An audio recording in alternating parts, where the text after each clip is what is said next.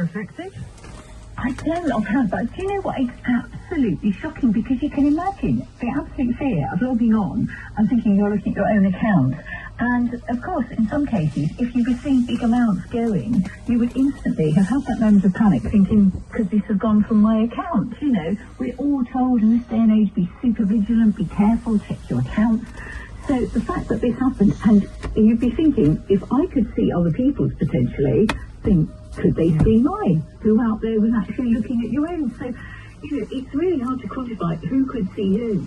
It's just really, really frightening. And when you think that bankers have a duty of care and responsibility to make sure that your details are kept safe and secure. Oh my God.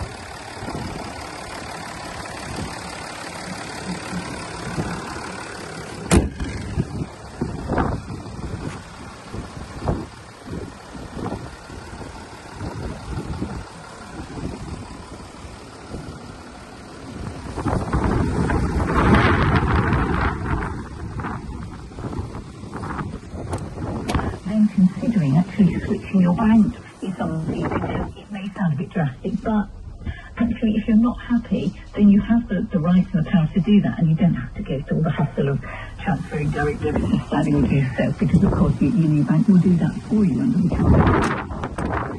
You know, there's a chance for consumers to do something, but it's absolutely horrifying it's happened, and certainly it's going to be investigated, so it'll be interesting to find out what is the actual cause of it when it all comes to light.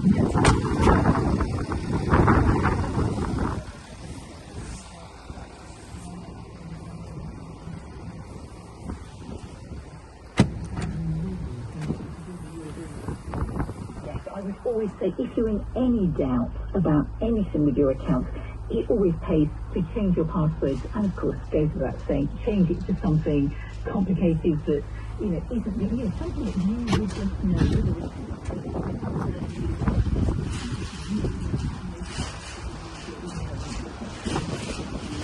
All those kind of things that maybe come to mind, but really are basic passwords.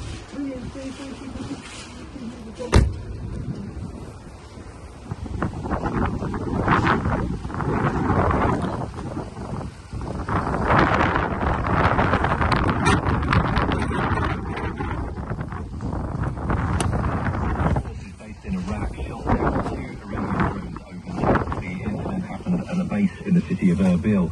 No British forces were injured, but a number of US troops were hurt. Iran's new supreme leader says the country will keep blocking the Strait of Hormuz. Mujtaba Khamenei's words were read by an announcer and gave no clues about his health, despite some reports claiming he was injured on the first day of US and Israeli attacks.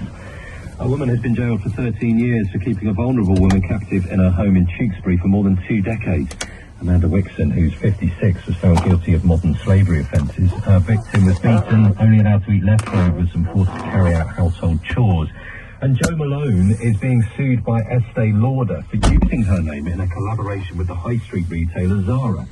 The US cosmetics giant bought the Jo Malone London brand, including the rights to her name, in 1999. Let's get the sport. Here's Shabnam. Let's start at Cheltenham, where the day's feature race, the Ryanair Chase, has been won by last year's runner-up. Let's get the details from John Hunt on the third day of the festival.